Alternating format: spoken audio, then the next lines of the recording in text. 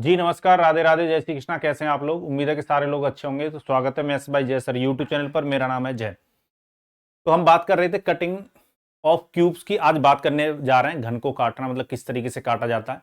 जीवन में आपका बहुत कटा होगा, आज आप सीखोगे कि कैसे काटा जाता है। ठीक है, चलिए, ये तो मजाक की बात थी, पर सच में आप सीखोगे कि किसी सॉलिड को हम कैसे काटते हैं। एक चीज ध्यान रखिएगा, पिछली क्लास में मैंने आपको क्यूब्स को यानी सॉलिड को जोड़ना सिखाया था। तो होता क्या है कि जब आप सॉलिड को जोड़ते हो तो टोटल सरफेस एरिया में कमी आती है। ठीक है, पर जब हम कट करते हैं, मतलब जब किसी सॉलिड को काटेंगे तो टोटल सरफेस एरिया ऑलवेज क्या होगा? इंक्रीज होगा। ठीक है, ये हमारे साथ भी होता है। जब जीवन में हमारा कटता है तो हमारी एनर्जी ना बढ़ जाती है। ठीक है ना, उसके बाद आप में एनर्जी प्रोड्यूस होने लगती है। कुछ टाइम तक आपको लगता है कि एनर्जी बढ़ नहीं रही है, पर कुछ टाइम के बाद देखोगे कि एनर्जी आपकी दूसरी लेवल पे चली गई है। ठीक है, तो चलिए, तो अभी तक बहुत कटा हुआ है, आज मैं सिखाता हूं कि कैसे काटा जाता है। चलिए, तो हम बात कर रहे हैं पहले किसी क्यूब को काटने की। और किसी क्यूब को मैं जो काटना सिखा रहा हूं आपको, सबसे पहले वो मैं से ये सिखा रहा हूं कि किसी बेस के पैरेलल यानी आधार के समांतर किसी क्यूब को कैसे कैसे काटा जा सकता है। ठीक है, एक मैंने क्यूब लिया, उसको उसके आधार के समांतर हम काट रहे हैं। ठीक है, एक चीज तो आपको ये ध्यान रखनी है कि जब भी सॉलिड को काटा जाएगा तो जो टोटल सरफेस एरिया वो ऑलवेज क्या होगा? इंक्रीज होगा। टी ऐसे ऑलवेज इंक्रीज, ये बात ध्यान रखनी है आपको। ठीक है, जिससे आपको क्वेश्चन बनाने में आसानी होगी कि जब भी काटने की बात करेगा तो आपके दिमाग में सबसे पहला थॉट यही आना चाहिए कि कुल पृष्ठीय क्षेत्रफल क्या हो जाएगा? बढ़ जाएगा। जब सॉलिड को जोड़ा जाता है तो टोटल सरफेस एरिया में क्या आती है? कमी आती है। ठीक है, थंबनेल पर भी आपने देखा होगा ये टोटल सरफेस एरिया, मतलब कटिंग ऑफ क्यूब, टी ऐसे एरो ऊपर की तरफ लग रहा होगा, इसका मतलब क्या है? टोटल सरफेस एरिया बढ़ेगा। तो जैसे ही आप इस क्यूब को काटते हो, ठीक है, तो अगर एक कट मारोगे तो ये दो क्यूबर्ड में टूट जाएगा। ठीक है, कितने क्यूबर्ड में टूट जाएगा? ये दो क्यूबर्ड में टूट जाएगा। जैसे मान लो आपने इसको 20 से कट किया। ठीक है, 20 से मान लो ये क्या है? केक है, रेड वेलवेट का, क्यूबर्डिकल शेप में। ठीक है, घनाकार कोई मतलब क्या है? केक है। अगर इस केक को आप बीचों से चाकू से काट दोगे तो ये दो क्यूबर्ड में क्या हो जाएगा? कट जाएगा, मतलब टूट जाएगा। तो जैसे ही ये कटेगा तो आपको ये सोचना होगा कि बीच में जो सरफेस बनकर निकलेगा, जो सरफेस बनेगा, वो सरफेस कैसा होगा? ये थोड़ा सा दिमाग से आपको सोचना है। तो ये जो सरफेस बनेगा ये आपको ध्यान देना है, ये कैसा बनेगा। ठीक है, तो ये जो सरफेस होगा वो कैसा बनेगा ये आपको देखना है। तो आप मुझे बताइए, अगर किसी क्यूब को मैं उसके आधार के समांतर दो भागों में काट दूं तो जो बीच में सरफेस निकलेगा वो कैसा सरफेस निकलेगा? थोड़ा सा सोचिए और वीडियो को पॉज करके आंसर दीजिए, फिर मैं जो आपको बताऊं उससे मैच कीजिएगा। तो वो सुंदर सा नहीं लग रहा था, मैंने थोड़ा सुंदर सा बना लिया। तो जैसे हम इसको कट करते हैं,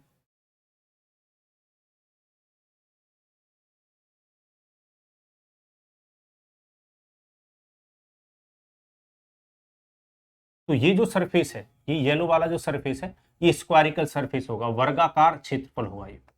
ठीक है, किसी केक को काट कर देखना, जो वर्ग मतलब स्क्वायरिकल, मतलब सॉरी क्यूबर्डिकल क्या हो, केक हो, उसको अगर आप काटते हो चाकू से बीचों बीच से, तो बीच में जो सतह निकल के आएगी वो कैसी होगी? स्क्वायरिकल होगी। ठीक है, तो यहां पर जैसे ही एक आप कट मारते हो तो दो स्क्वायर का एरिया बढ़ जाएगा।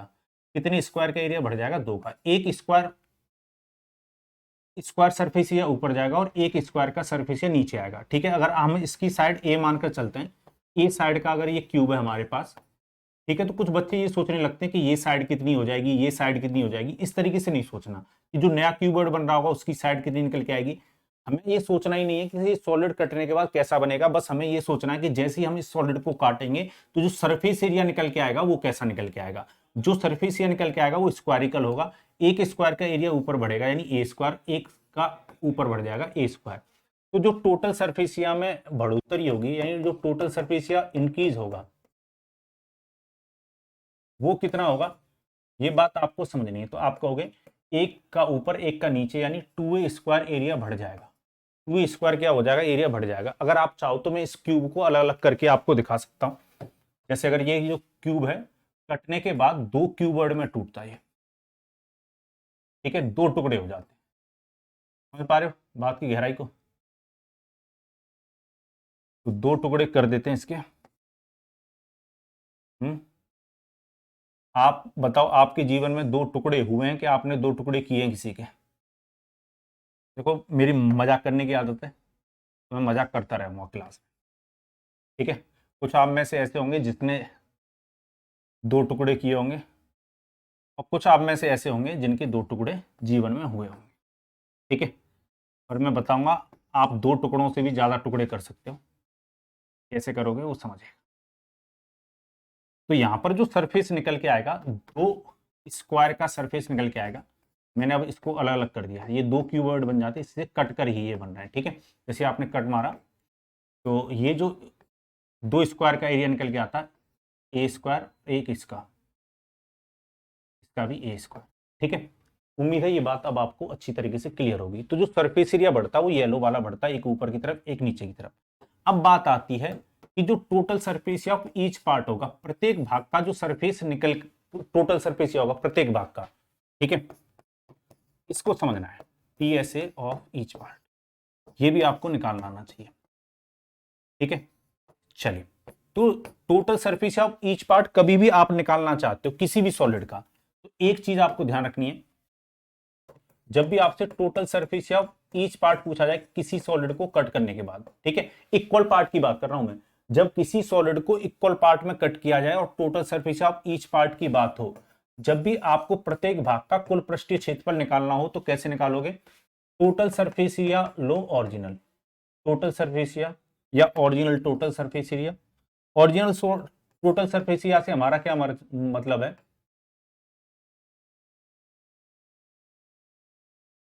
ओरिजिनल टोटल सरफेस एरिया से मतलब है हमारा कि जो भी सॉलिड का उसका इनिशियल टोटल सरफेस एरिया होगा, ओरिजिनल टोटल सरफेस एरिया, और जो टोटल सरफेस एरिया बढ़ रहा है, ठीक है? जो टोटल सरफेस एरिया क्या हो रहा है? बढ़ रहा है। टोटल सरफेस एरिया जितना इंक्रीज हो रहा है वो लो, तो जितने पार्ट में आपने डिवाइड किया उतने पार्ट से क्या दे दो? डिवाइड। मान लो एन पार्ट में डिवाइड कर रहे हो तो एन से दे दो डिवाइड, दो पार्ट में डिवाइड करेंगे दो से डिवाइड, तीन पार्ट में डिवाइड करेंगे तीन से डिवाइड, ठीक है? तो टोटल सरफेस एरिया हमें किसका लेना होगा? ओरिजिनल सॉलिड का। और जितना टोटल सरफेस है उस सॉलिड का बढ़ेगा कटने के बाद उसको ऐड करेंगे, और जितने पार्ट में डिवाइड होगा उतने पार्ट से हम डिवाइड देंगे। तो अभी यहां पर आप देख रहे हो, यहां पर देख रहे हो कि ये वाला जो सॉलिड है, ये वाला जो सॉलिड है वो दो भागों में कटा है, ठीक है? तो टोटल सरफेस या ओरिजिनल क्यूब लेंगे, तो ओरिजिनल क्यूब का जो टोटल सरफेस होगा वो 6a² होगा। कटने से पहले ये इसका जो टोटल सरफेस होगा वो कितना होगा? 6a²।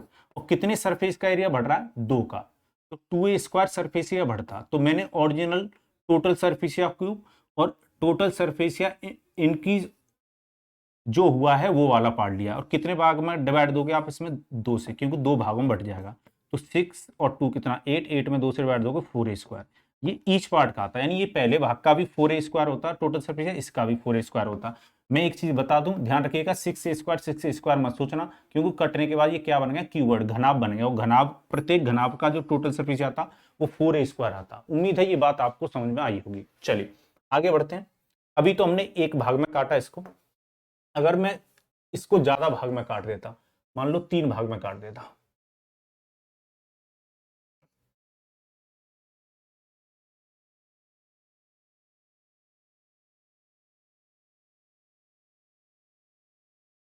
ठीक है? मान लो ये हमारे पास क्यूब है, इसको मैं तीन भागों में काट दूं, तो पहले एक चीज समझिएगा, अगर मैं दो कट लगाता हूं, दो कट लगाता हूं तो ये जो क्यूब है पैरेलल, इसके बेस के पैरेलल काटने की बात हो रही है। अगर दो कट लगेंगे तो तीन क्यूब बन जाएंगे, सॉरी तीन पार्ट बन जाएंगे, तीन इक्वल पार्ट में डिवाइड हो जाएगा, थ्री पार्ट में डिवाइड होगा, ठीक है? अगर आप कट लगाते हो तीन, तीन कट लगा देते हो बेस के पैरेलल, आधार के समांतर तीन कट मारते हो, तो ये चार पार्ट में डिवाइड होगा, फोर पार्ट में डिवाइड होगा, यानी जितने भी कट मारोगे उससे एक ज्यादा पार्ट बनेगा, ठीक है? जैसे ये पेन है, अगर मैं इसमें एक कट मारता हूं तो ये दो भागों में डिवाइड होगा, अगर मैं इसमें दो कट मारूं तो ये तीन भागों में क्या हो जाएगा? कट हो जाएगा।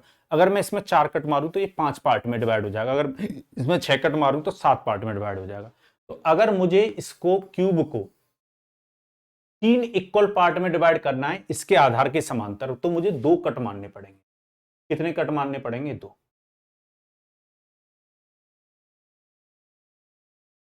कितने कट मारने पड़ेंगे? दो। एक कट हम ऐसे मार देते हैं,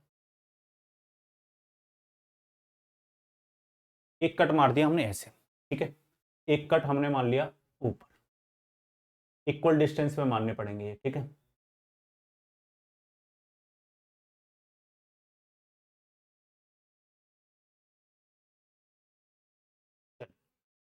एक कट जैसे ही मारोगे, एक कट मारने पर कितने स्क्वायर का एरिया बढ़ जाता है? 2 स्क्वायर का एरिया बढ़ेगा, एक ऊपर की तरफ एक नीचे की तरफ,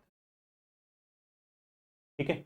एक स्क्वायर का एरिया बढ़ेगा आपका नीचे की तरफ और एक स्क्वायर का एरिया बढ़ेगा ऊपर की तरफ। वैसे यहां पर एक स्क्वायर का नीचे की तरफ और एक स्क्वायर का ऊपर की, तो टोटल 4 सरफेस इंक्रीज हो जाएंगे। और चारों सरफेस जो इंक्रीज होंगे वो कैसे होंगे? स्क्वायरिकल होंगे। कैसे होंगे? स्क्वायरिकल होंगे।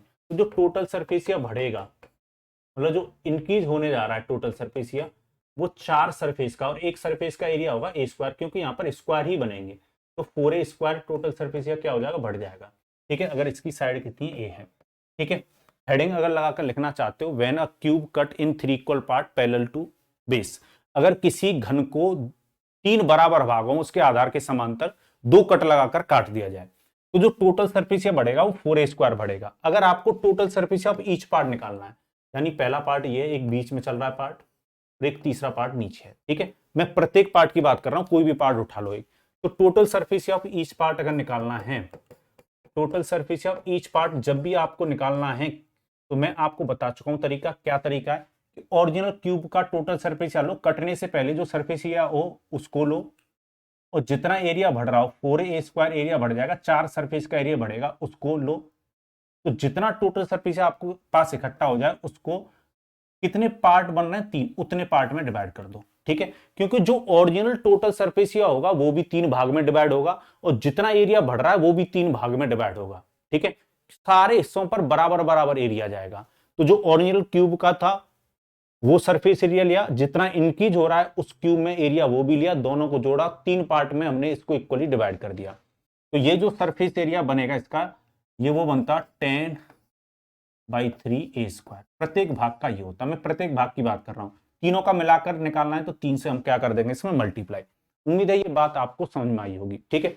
पर अब बात आती है कि अगर मैं किसी क्यूब को n भाग में काट दूं, ठीक है। When a cube cut into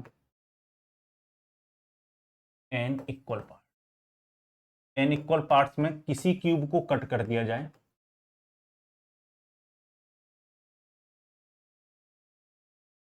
parallel to it's base, इसके आधार के समांतर कट लगा, ठीक है। तो अभी मैंने बताया था कि अगर n इक्वल पार्ट में डिवाइड कर रहे हो तो n-1 कट मानने पड़ेंगे। कट कितने लगेंगे? n-1। कट एक हमेशा कम लगेगा, पार्ट एक ज्यादा निकलेगा जितने भी कट लगेंगे, ठीक है। तो यहां पर अब मैं फिगर बनाकर आपको नहीं समझाऊंगा, आपको बात समझ में आ गई होगी। क्या करना है आपको? टोटल सरफेस एरिया जो बढ़ता, ठीक है। एक चीज तो आपको ये पता होनी चाहिए कि टोटल सरफेस एरिया कितना बढ़ेगा।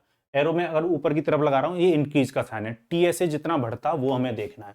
तो कितना बढ़ेगा वो समझो, टोटल सरफेस एरिया जो बढ़ जाएगा वो कितना बढ़ जाएगा उसको समझते हैं। आप मुझे बताइए, एक कट लगाने पर 2 स्क्वायरिकल सरफेस एरिया इंक्रीज होंगे, यानी 2 वर्गाकार क्षेत्रफल बढ़ जाएंगे। एक कट मारते हैं हम, जैसे अगर मैं इस क्यूब को इसे चाकू लेकर 2 भागों में काट दूं, तो एक सरफेस ऊपर जाएगा एक नीचे जाएगा, और दोनों सरफेस कैसे होंगे? मान लो ये अंदर से व्हाइट होता, स्क्वायरिकल सरफेस निकल के आएंगे, एक ऊपर की तरफ एक नीचे की तरफ, अगर ये अंदर से व्हाइट है तो, ठीक है। चलिए, तो आप मुझे बताओ कट कितने लग रहे हैं? n-1। और एक कट लगाने पर 2 सरफेस का एरिया बढ़ेगा, और हर सरफेस का एरिया कितना होगा? a square. तो 2 का कितना होगा? 2a square. और कितने कट लग रहे हैं? n-1। n-1 से कर दो मल्टीप्लाई, इतना टोटल सरफेस एरिया क्या हो जाता? बढ़ जाता, यानी बढ़ोतरी आती, ठीक है। इंक्रीजमेंट जो सरफेस एरिया में होता वो इतने का होता। और टोटल सरफेस आप ईच पार्ट निकालना चाहते हो, आप टोटल सरफेस आप ईच पार्ट निकालना चाहते हो, तो कैसे निकालोगे वो भी समझो। तो जो ओरिजिनल क्यूब का जो टोटल सरफेस एरिया है 6a स्क्वायर, और जो बढ़ रहा है 2a स्क्वायर n-1, कितने पार्ट में डिवाइड कर दोगे इस बार? n पार्ट में, क्योंकि n पार्ट बनेंगे, ठीक है। तो उम्मीद है ये बात आपको समझ में आई होगी, ठीक है। जो भी ये बने, इन फॉर्मूलाओं को याद नहीं करना, बस कंसेप्ट को समझना है। आइए अब हम इस पर देखते हैं क्वेश्चन। चलिए, उम्मीद है आप कट काटना आज सीख जाओगे। जैसे ये क्वेश्चन है, ठीक है, इसको डीप कर ले। क्वेश्चन कह रहा a cube is cut into two equal cuboid by a plane parallel to one of its face, find the total surface of each cuboid. Each cuboid का सरफेस एरिया पूछा है। If the edge of original cube is 8 centimetre. Question कह रहा है एक फलक के समांतर समतल द्वारा एक घन को दो बराबर घनाभों में काटा जाता है, प्रत्येक घनाभ का कुल पृष्ठीय क्षेत्रफल ज्ञात करें। यदि एक घनाभ का किनारा 8 सेंटीमीटर है, अगर आप क्लास डेली ले रहे हो तो आप किनारों तक जरूर पहुंचोगे। ठीक है, चलिए आइए समझते हैं। तो मुझे फिगर वगैरह बनाने की जरूरत नहीं है, अगर आपको कंसेप्ट क्लियर हो गया तो यहीं से आप समझ जाओगे, फिर भी मैं बाद में आपको फिगर वगैरह बना के समझा दूंगा। ठीक है, चलिए तो आप मुझे बताइए, अगर दो भागों में काट रहे हो आप, यहां पर बराबर दो घनों में काटा गया है।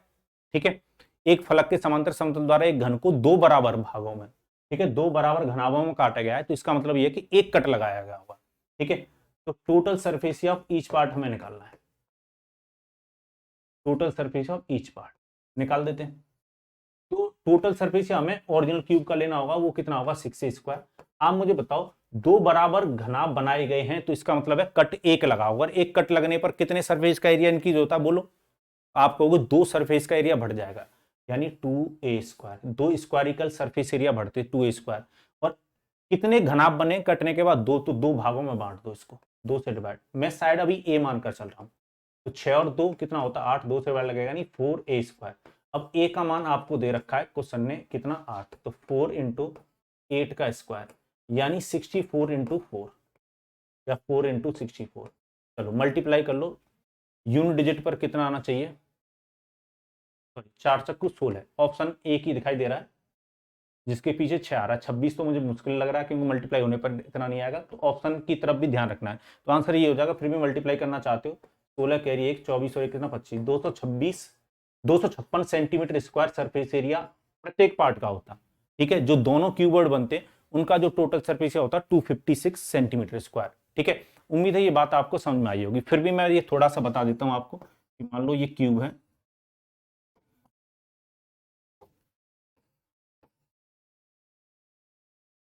कुछ मैथ में बेचारे जो गरीब होते हैं उनके लिए थोड़ा सा बनाकर समझा। एक क्यूब है, क्वेश्चन कह रहा है इसके आधार के समांतर इसको काट दिया गया। ठीक है, और इस वीडियो के बाद मुझे कमेंट बॉक्स में कमेंट करके बताइएगा, जीवन में कितने आप में से ऐसे लोग हैं जिनका कटा है या जिन्होंने दूसरों का काटा है। ठीक है, चलिए, तो ये जो क्यूबर्ड बनते दो, एक नीचे की तरफ क्यूबर्ड बनता है, एक ऊपर की तरफ, एक सरफेस का एरिया ऊपर बढ़ता है और एक सरफेस का एरिया नीचे बढ़ता है। ठीक है, तो यही चीज मैंने आपको समझाई है। ओरिजिनल क्यूब का जो सरफेस एरिया वो लिया, कटने से पहले 6a² रहा होगा। दो सरफेस एरिया बढ़ते, एक ऊपर की तरफ एक नीचे की तरफ, दो सरफेस का एरिया। तो प्रत्येक पार्ट का पूछा, यानी या तो पहले वाले पार्ट का निकाल लो या दूसरे वाले पार्ट का डिवाइड निकाल लो, तो हमने 2 से दे दिया डिवाइड। चलिए, तो उम्मीद है ये बात आपको समझ में आई होगी बहुत अच्छी तरीके से। आगे बढ़ते हैं।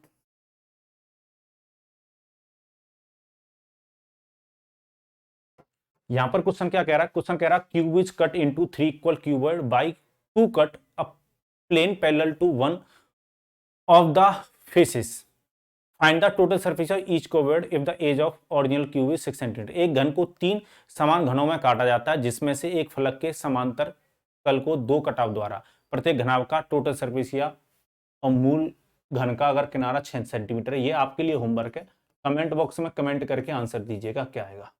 ठीक है, ये आपके लिए क्या होमवर्क है। क्लास अभी खत्म नहीं हुई, क्वेश्चन अभी भी बाकी हैं, ये क्वेश्चन मैंने आपके लिए दे दिया है। ठीक है, चलिए, यहां पर क्वेश्चन क्या कह रहा है? Cube is cut into 3 equal cuboid by 2 cut a plane parallel to one of faces, find the total surface area how much percent कीज। एक घन को 3 बराबर घनाभों को काटा जाता है, एक फलक के समांतर तल को दो कटाव दिया जाता है, कुल सतह के क्षेत्रफल में कितने प्रतिशत की वृद्धि होगी। यहां पर परसेंटेज में क्वेश्चन पूछा गया, इसको मैं बता देता हूं, समझिएगा।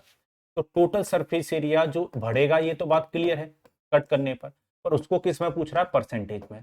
तो टोटल सरफेस एरिया कटने से पहले कितना रहा होगा ओरिजिनल क्यूब का, उसको लिखना है नीचे, यानी 6a²।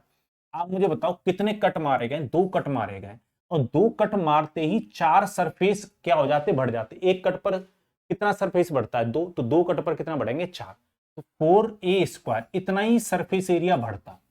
तो बढ़ने वाले को ही परसेंटेज में पूछा है, तो केवल इंक्रीजमेंट जितने सरफेस का हो रहा है उतना ही ऊपर लिखना है। इसको अगर परसेंट में चेंज करना चाहते हो तो मल्टीप्लाई किससे? 100 से। ए स्क्वायर से स्क्वायर कट जाएगा, ये 2 से 2 बार, 2 से कितना 3, तो कुल मिलाकर ये 200 डिवाइड बाई कितना आया 3% का जो साइन चल रहा चलने दो, तो 66 होल 2/3% टोटल सरफेस एरिया बढ़ता।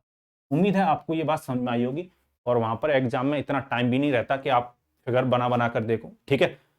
अगर फिगर बनाना है तो अपना बनाओ, एग्जाम में जाके मत बनाना। चलिए, उम्मीद है ये बात आपको बहुत अच्छी तरीके से क्लियर हुई होगी, ठीक है। चलिए, तो ये जो कुछ क्वेश्चन थे, कुछ मैंने आपको थ्योरी बताई। अभी मैंने जो क्यूब को काटना सिखाया है वो उसके बेस के पैरेलल काटना सिखाया है, ठीक है। नेक्स्ट क्लास में मैं आपको सिखाऊंगा कि अगर किसी क्यूब को उसको डायगोनल के एलोंग काटना हो, विकर्ण के एलोंग काटना हो, तो किस तरीके से काटा जाएगा। तो ये एक टास्क आपके लिए भी मैं छोड़कर जा रहा हूं कि आपको ये सोचना है कि अगर हम किसी क्यूब को उसके डायगोनल के एलोंग काट दें, ठीक है, जैसे कोई केक है उसको ऐसे चाकू रखकर पूरा डायगोनल के अलोंग, ठीक है, नीचे की तरफ आप काटते हुए ले जाएं। पहले एक डायगोनल के अलोंग काटना, देखना कितना सरफेस एरिया बढ़ेगा, फिर दूसरे दोनों डायगोनल के अलोंग एक साथ काट कर देखना कि कितना सरफेस एरिया बढ़ेगा। पर इस पर हम क्वेश्चन और थ्योरी नेक्स्ट क्लास में पढ़ेंगे।